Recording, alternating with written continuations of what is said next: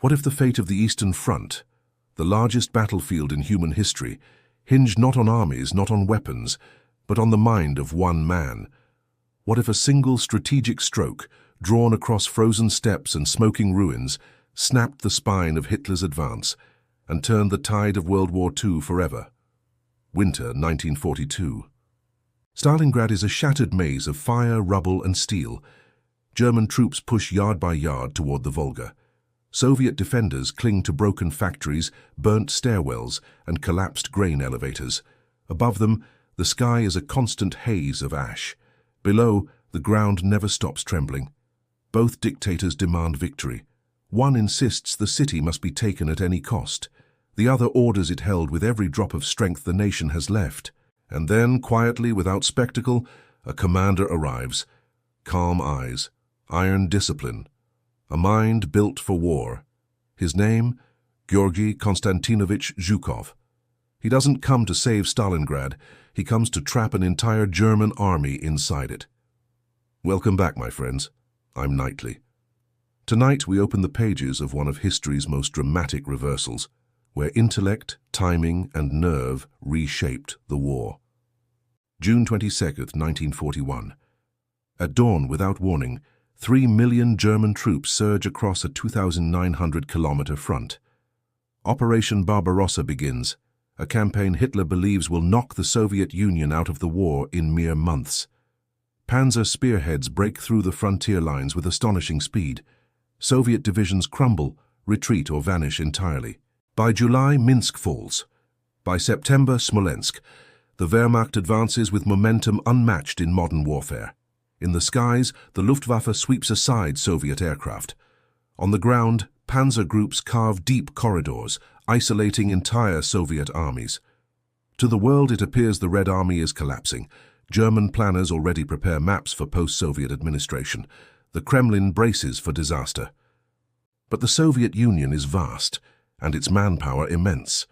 While the front buckles, new divisions form in the interior. Factories begin evacuating eastward. Whole plants moved piece by piece, rail car by rail car, to the Urals. Hitler's short war fantasy begins to show cracks.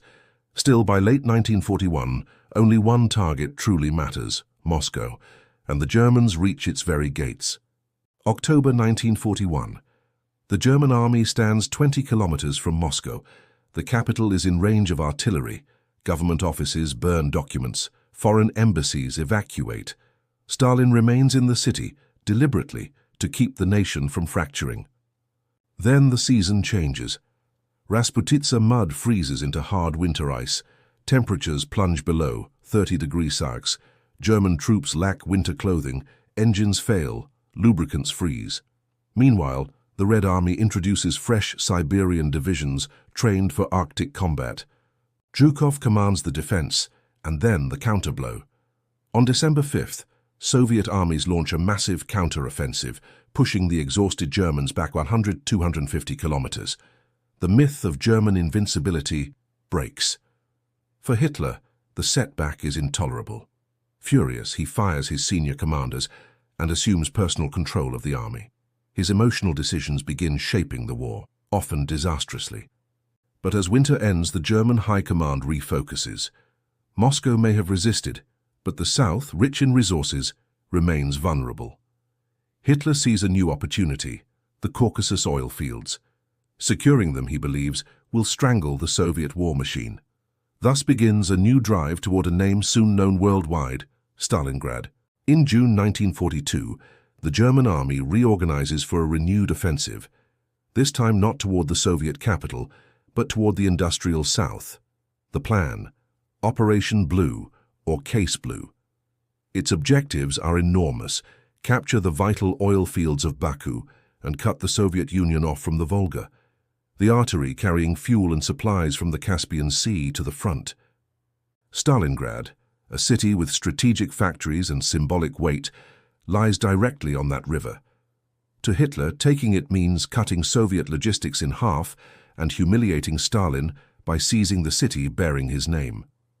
German Army Group South splits into two prongs, one toward the Caucasus Mountains, the other toward the Volga.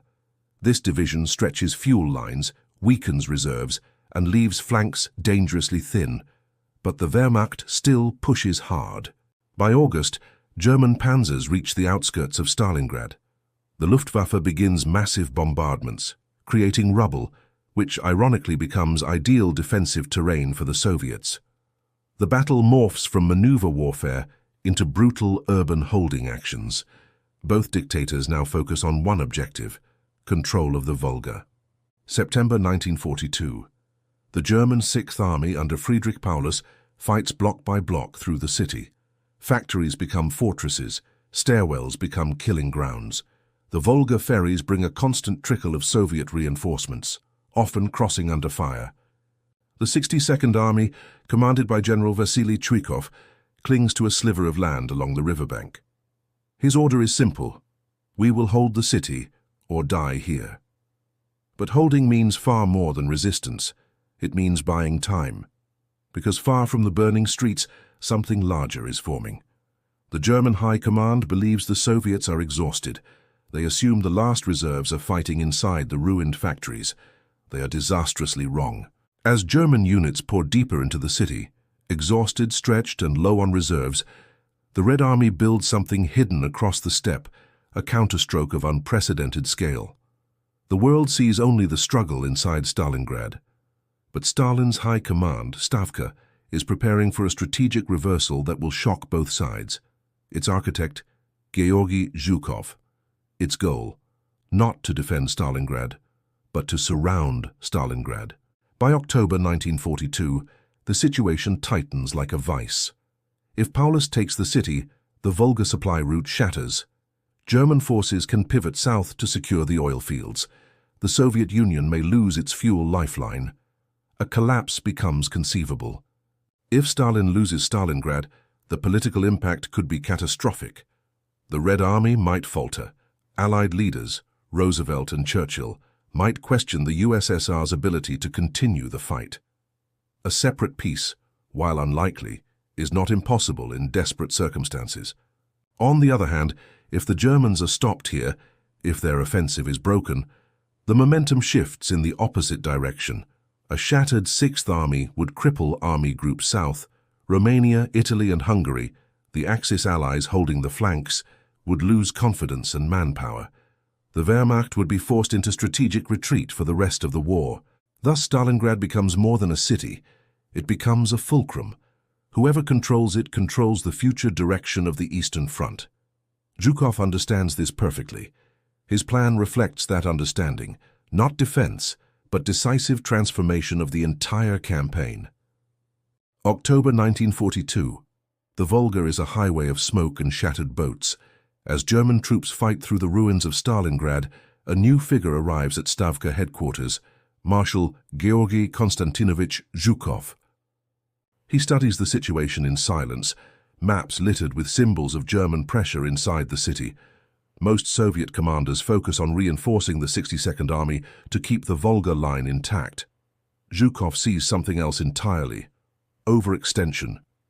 The Germans have poured their best divisions into cramped streets, exhausting themselves. Their supply lines snake through thinly guarded plains held by Romanian, Hungarian, and Italian forces, units brave but poorly equipped, lacking anti-tank weapons, short on morale. Where others see danger, Zhukov sees leverage. Where others see collapse, he sees opportunity. He proposes a radical idea: do not break the German assault, break the German army. Allow them to sink deeper into Stalingrad, while massive Soviet formations gather silently beyond the city's flanks. It is a plan that demands patience, secrecy, and absolute commitment. But if it succeeds, an entire German army will be swallowed whole. Zhukov cannot execute a scheme of this scale alone.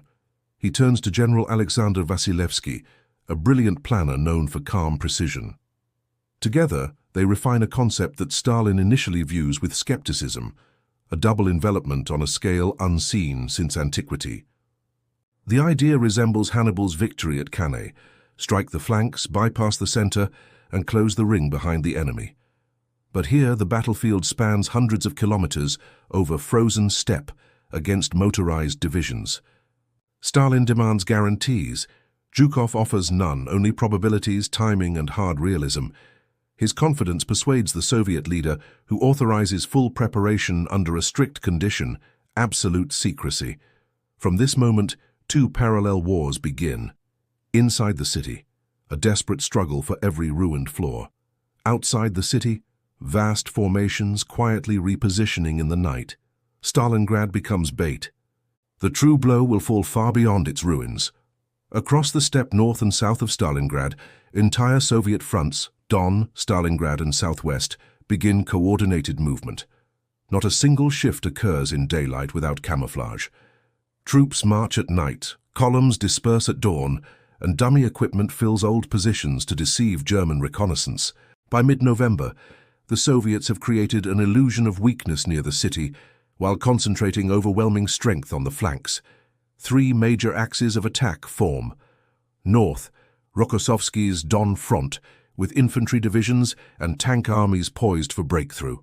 Southwest, Vatutin's powerful mechanized groups including fresh T-34 brigades. South, Eremenko's Stalingrad front, ready to slam into the Romanian 4th Army Corps. All told, over 1.1 million soldiers, around 1,560 tanks, 15,000 artillery pieces, nearly 1,350 aircraft. German intelligence misses the gathering storm.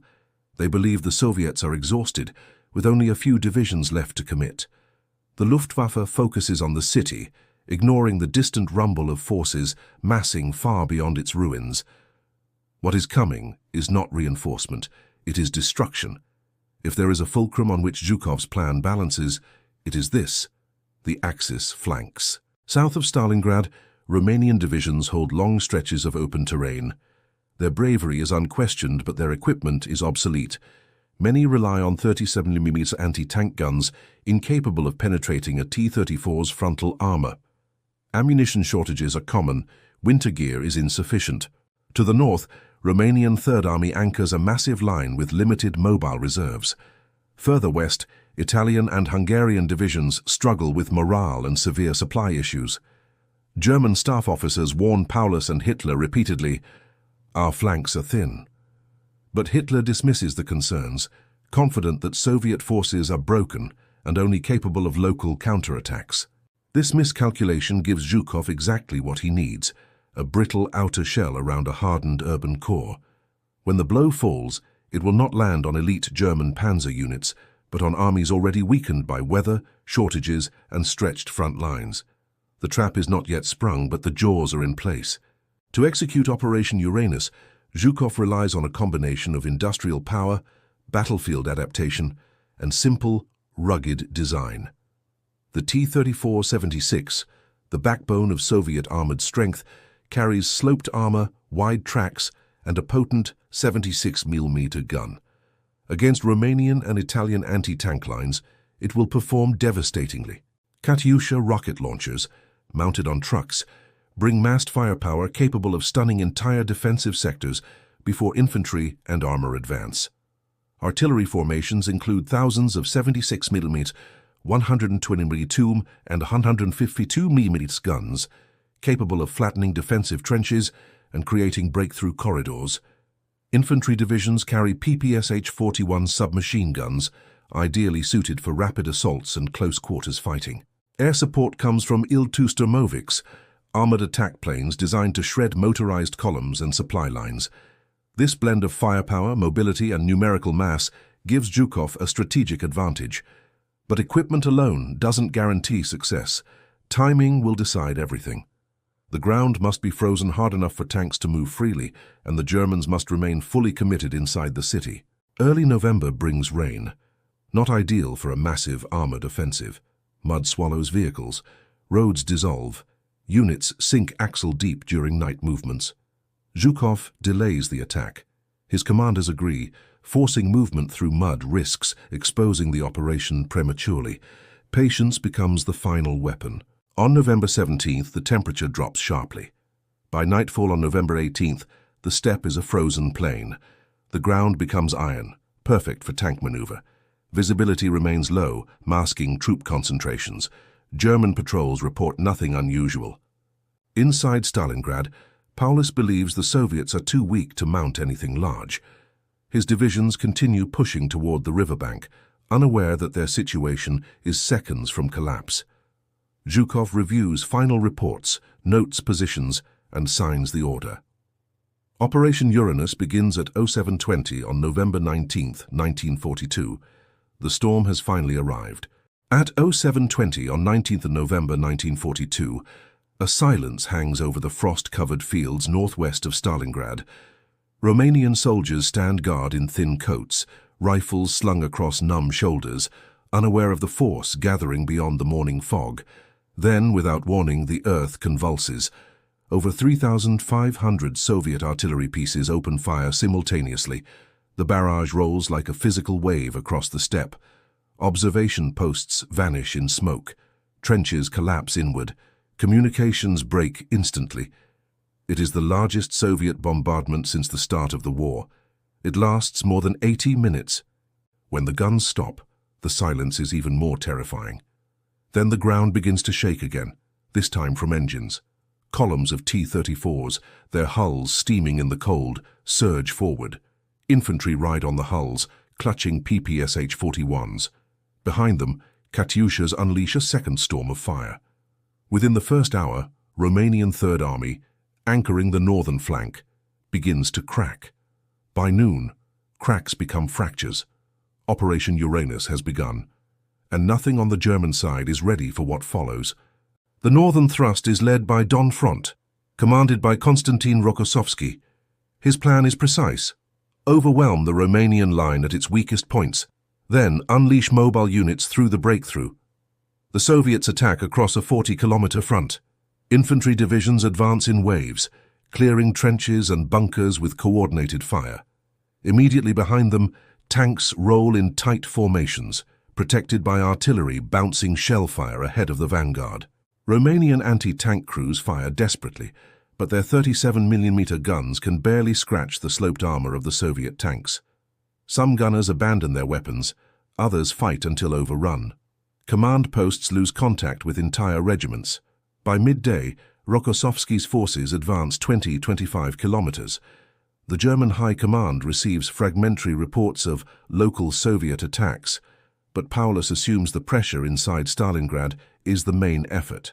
This assumption is costly, because Rokossovsky has only delivered the first blow. At 8:50 on 20th November, the second half of Uranus erupts from the south. Stalingrad front, under Andrei Eremenko, begins with another thundering barrage. Romanian 4th Army Corps takes the full shock. Its units spread thinly across wide terrain, its anti-tank capability minimal. Through the dust and snow appears the main fist, mechanized corps under the southwest front, commanded by Nikolai Vatutin. His units include fresh tank brigades, well supplied and eager to strike. The breakthrough happens almost instantly. Soviet tanks pour through the Romanian line, bypassing pockets of resistance and racing toward operational depths. Infantry follow on trucks and horseback, keeping pace with armor. By nightfall, the southern pincer has advanced over 35 kilometers. The Germans finally recognize something larger is unfolding. Yet Paulus is still tied to Stalingrad's ruins, and Hitler forbids any retreat. Within 24 hours, both Soviet pincers achieve deep breakthroughs. Now begins Phase 2, exploitation. Fast-moving tank corps push into open country, leaving infantry to secure the shattered Romanian lines. In the north, 26th Tank Corps and 4th Tank Corps race southward. In the south, 4th Mechanized Corps and 13th Tank Corps thunder north. Their objective, the town of Kalash, a vital crossing over the Don River and the main supply artery to the German 6th Army. On the German side, confusion reigns. Paulus receives fragments, collapsed positions, lost units, enemy armor sighted far behind the lines. His staff urges immediate withdrawal to prevent encirclement. Paulus hesitates, waiting for Hitler's permission, authorization that never comes. German intelligence estimates the Soviet offensive involves 5 or 6 divisions. In reality, over 1 million troops are in motion. By the evening of 21st November, Soviet spearheads have penetrated 80 kilometers into Axis-held territory. The German command assumes the bridge at Kalach, the crucial Don crossing, is secure. But on 22nd November, reality overturns their expectations.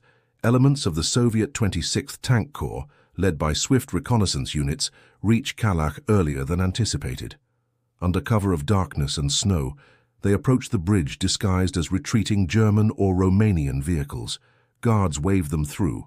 Moments later, Soviet tanks sweep across the span, firing into defensive positions before the Germans can react. The bridge falls almost intact, a miracle in operational terms. With Kalach seized, Soviet forces have now ruptured the logistical heart of the Sixth Army. Fuel, ammunition, and food that once flowed through this artery are cut off. Paulus at last realizes the scale of the disaster forming around him. His staff urges breakout toward the southwest, but the order from Hitler is absolute. Stand fast, the Sixth Army will not retreat. The jaws of the trap swing inward.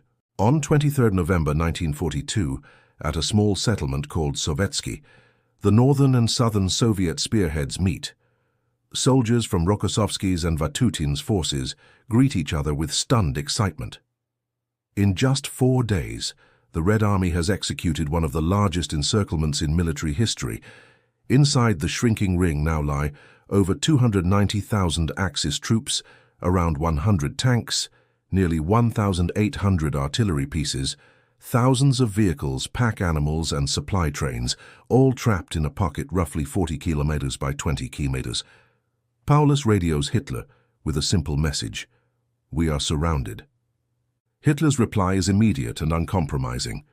The fortress of Stalingrad will be held. The airlift will supply everything. The promise is impossible, but Paulus does not yet know that. Outside the pocket, Zhukov and Stavka begin preparing the next phase, crushing the trapped army. Hermann Göring pledges the Luftwaffe can supply the Sixth Army by air, between 500 and 700 tons per day. In practice, the transport fleet can barely deliver a fraction. Worsening weather, Soviet fighters, flak batteries, and overstretched airfields turn the effort into a nightmare. Ju-52 transports often return half-empty or fail to reach the pocket at all. Many are shot down attempting to land on frozen makeshift strips. Actual deliveries average 80-100 tons, sometimes as low as 30, far from what the Sixth Army needs to survive, let alone fight. Fuel stocks evaporate.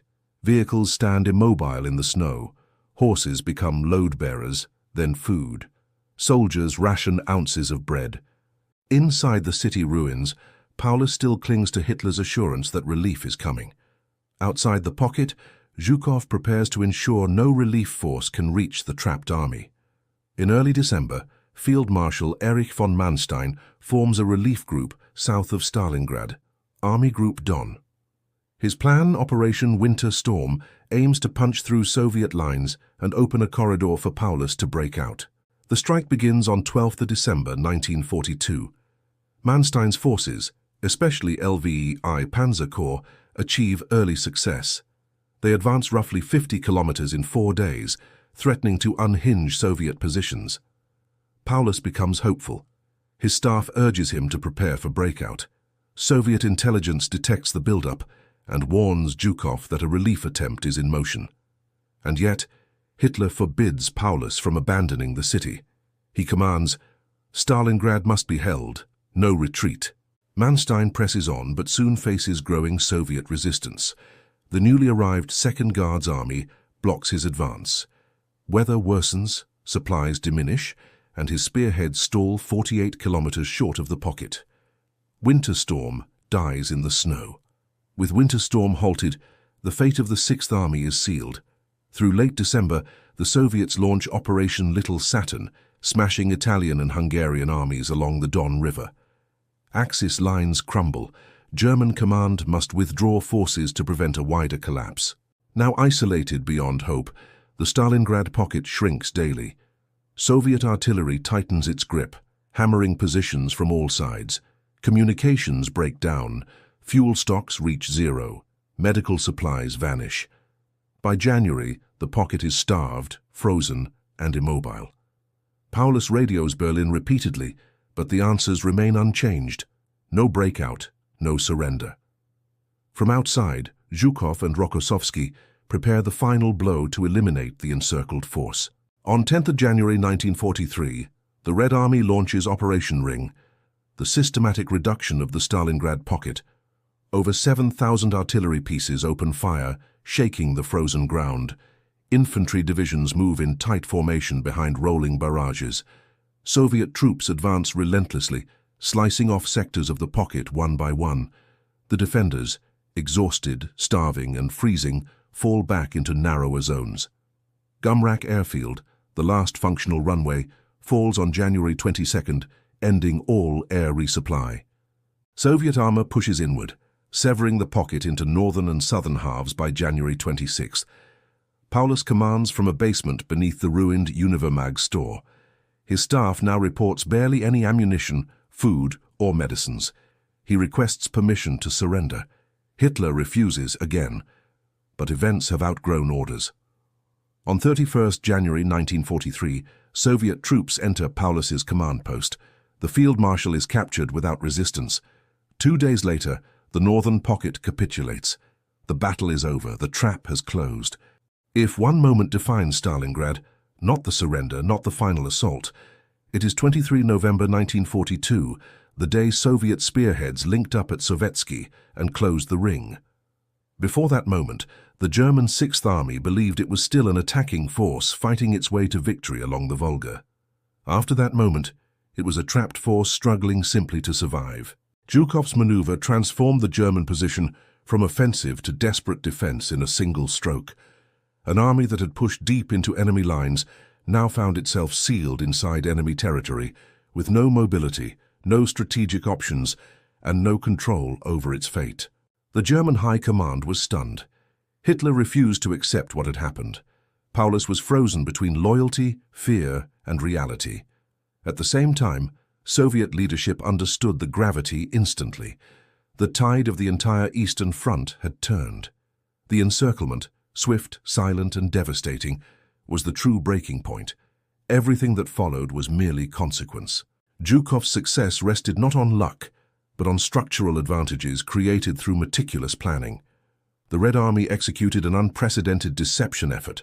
Night movements, hidden reserves, false radio traffic, and camouflaged artillery ensured that the Germans never detected the assembling force. The Axis flanks, held primarily by Romanian, Italian, and Hungarian units, were ready for collapse long before the first shell fell. They lacked anti-tank weapons capable of defeating T-34s, had insufficient winter gear, and were spread across wide, poorly supported sectors. German command assumed Soviet weakness based on outdated reconnaissance. Divisions exhausted in the city led them to believe no reserves remained.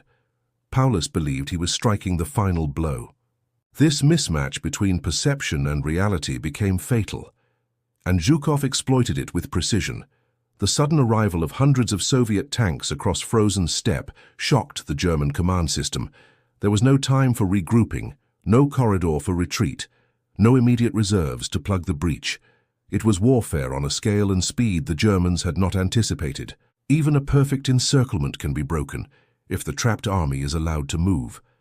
Paulus asked for permission to break out on the night of November 23rd. He saw the danger clearly. Supply routes cut, flanks destroyed, mobile units gone. A breakout that night might have saved tens of thousands, but Hitler insisted on one command: stand fast. He believed the Luftwaffe could sustain the pocket. He believed Manstein could relieve the pressure. He believed holding Stalingrad was worth any risk. Every one of these assumptions proved wrong. By refusing a breakout when fuel stocks were still viable and lines of retreat still existed, Hitler turned a dangerous situation into a catastrophe. Paulus's army became static, exposed, and doomed. As historian Antony Beevor commented, Hitler condemned the Sixth Army the moment he forbade its withdrawal. From this point forward, the outcome was irreversible. Stalingrad was more than a battle. It was the moment the world realized the German war machine could be broken. Not gradually, but decisively. The encirclement demonstrated several truths with global repercussions. The Red Army had matured into a sophisticated, coordinated war machine. German allies on the Eastern Front could no longer hold vast, independent sectors. Luftwaffe logistical superiority was overstated. German strategic planning was vulnerable to inflexibility at the highest level. After 23rd November, the German command lost initiative. Every major campaign thereafter, Kursk, Ukraine, Belarus, Poland, began with Soviet planning and German reaction. The shift was total. Historian David Glantz summarized it clearly. After Stalingrad, the Red Army never again ceded the strategic initiative. The turning point was not the end of the fighting, but the moment the encirclement snapped shut and reshaped the entire trajectory of the war. When the fighting finally ended on the 2nd February 1943, the numbers revealed the magnitude of the disaster. The German Sixth Army, once the most powerful formation in the Wehrmacht, ceased to exist. Of its roughly 290,000 trapped soldiers, around 91,000 marched into captivity. Fewer than 6,000 would return home after the war. Most perished from disease, exhaustion, or the harsh conditions of Soviet POW camps. Axis-aligned forces suffered similarly. Romania lost 2 entire armies. Italy's Eighth Army collapsed along the Don. Hungarian units were shattered beyond recovery. Total Axis casualties tied to the Stalingrad campaign exceeded 800,000. The Soviet Union paid an even heavier price. Estimates vary, but the Red Army and civilian losses combined surpass 1.1 million. Every neighborhood, every district, every regiment carried scars that would last decades. Stalingrad was victory, but it was victory purchased at extraordinary cost, proof that even triumph on this front demanded unimaginable sacrifice. With the destruction of the Sixth Army, the strategic map of the Eastern Front shifted instantly. German forces no longer possessed the manpower or reserves to maintain a broad offensive. Army Group South, the spearhead of the 1942 campaign, collapsed into defensive posture. The Caucasus thrust, already overextended, was abandoned. German units scrambled northward to avoid encirclement by Soviet armies advancing from Stalingrad. For the first time in the war, the Germans lost more ground in weeks than they had gained in months. The Soviet command exploited this momentum, launching multiple offensives across a wide front: Voronezh, Rostov, Kharkov. Even when counterblows like Manstein's Third Battle of Kharkov momentarily slowed them, the broader balance had shifted irrevocably. The Red Army now held the initiative. Its industrial base, relocated east of the Urals, was producing tanks, artillery, and aircraft in quantities Germany could no longer match. Stalingrad did not just end one offensive, it ended the idea that the Wehrmacht was unbeatable. Before Stalingrad, German soldiers believed deeply in the army's momentum and superiority. The Eastern Front was brutal, but victory felt inevitable. Stalingrad shattered that illusion. Across Europe, Axis morale collapsed. Romanian, Italian, and Hungarian troops, already stretched thin, now doubted German leadership and their own role in the war. Trust inside the Axis alliance fractured. Hitler's insistence on no retreat began to seem less like determination and more like delusion. On the Soviet side, the effect was the opposite. Stalingrad ignited a surge of confidence rarely seen since the war began. Soldiers who had once retreated from Minsk, Kiev, Smolensk, and Kharkov now believed victory was possible, even inevitable. Entire divisions fought with renewed determination, knowing the German army could be broken.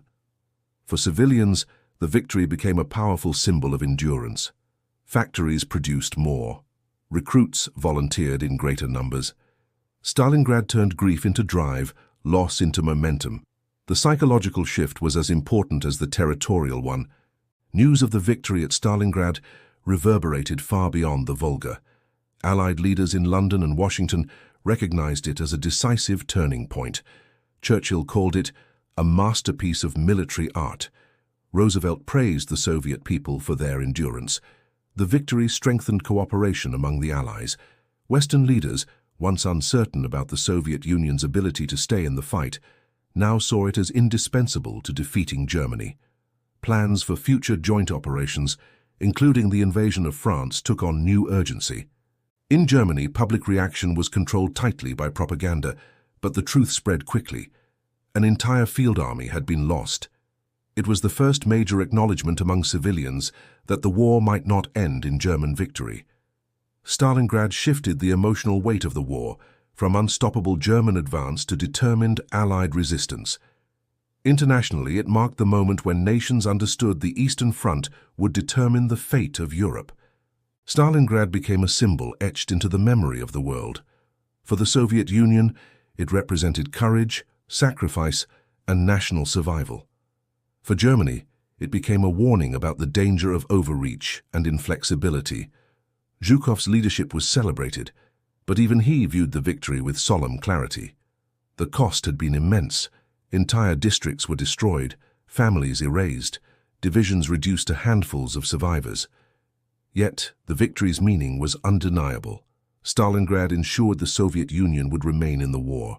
It opened the road to Kursk, Kharkov, and ultimately Berlin. It proved that even the most powerful enemy could be defeated through planning, coordination, and resolve. The price was enormous, but the consequences reshaped the world. In the study of command, Stalingrad stands as a defining contrast between two leadership styles, flexible realism and rigid ideology. Zhukov approached the campaign with a clear-eyed understanding of capabilities, limitations, and the evolving battlefield. He was not driven by pride or symbolic ambition. His decisions prioritized strategic effect, not personal image. Holding Stalingrad was not the objective. Destroying the Sixth Army was. That distinction shaped the entire operation. Hitler, by contrast, imposed goals disconnected from ground realities. His stand-fast order, refusal to allow withdrawal, and insistence on capturing a city of symbolic value over operational necessity turned a difficult situation into a fatal trap. This contrast reveals a universal lesson. Good leadership bends to the situation. Bad leadership bends the situation until it breaks. Historians often cite this moment as proof that strategy must remain dynamic. A commander who refuses to adapt invites disaster, no matter how powerful his army may be. Stalingrad was not merely a battle of attrition. It was a demonstration of Soviet operational art at its most refined. Deep battle theory, developed before the war, called for simultaneous strikes across multiple layers of the enemy's defense, overwhelming the opponent's ability to react. Operation Uranus was the first large-scale instance where this doctrine was fully realized. Multiple fronts coordinated precise timing across hundreds of kilometers. Reserves moved secretly and struck suddenly. Breakthrough units penetrated rapidly into the enemy's rear. Follow-on forces widened and solidified gains without pause. For military analysts, Stalingrad represents a successful execution of successive operations, one blow opening the door for the next, each stage planned long before the first tank rolled forward. This was not improvisation. It was preparation meeting opportunity. Behind every map, every arrow, every maneuver at Stalingrad lies a human story of endurance, fear, and sacrifice. Historians often emphasize numbers, tonnage, or kilometers gained, but the true engine of the Soviet victory was the determination of the soldiers and civilians who held the line long enough for Zhukov's plan to unfold. The 62nd Army in particular demonstrated what resilience under extreme pressure can achieve. Fighting in ruined factories and rubble-strewn streets bought the Red Army precious weeks. Without their desperate defense, Uranus would have struck too late. Analysts studying the Eastern Front consistently return to the same idea. Strategy shapes battles, but human willpower shapes outcomes. Stalingrad shows that even in the most technologically advanced conflicts, morale, cohesion, and discipline remain decisive factors. This lesson carries across eras, reminding modern planners that wars are not merely contests of machines, but of endurance and resolve. So we return to the question that opened our journey. Can one battle and one commander change the course of an entire world war? At Stalingrad, the answer is unmistakable. Zhukov's strategy, executed with precision and nerve, transformed a desperate defense into a decisive victory. The German Sixth Army, once spearhead of Hitler's ambitions, disappeared from the battlefield. And from that moment forward, the war's momentum shifted. The frozen ruins along the Volga became a symbol, not of destruction, but of resilience, planning, and the power of decisive leadership. The lessons of Stalingrad echo far beyond the 20th century. They remind us that wars are shaped not only by weapons and numbers, but by clarity of thought and the courage to act when the stakes are greatest. Thank you for joining me on this cinematic journey through one of history's turning points. I'm Knightley, and if this deep dive into strategy and conflict inspired you, hit like, share your thoughts in the comments, and subscribe for more. The next chapter awaits. Coming soon, the T-34 tank, Red Army's Edge. Prepare to meet the machine that powered victory.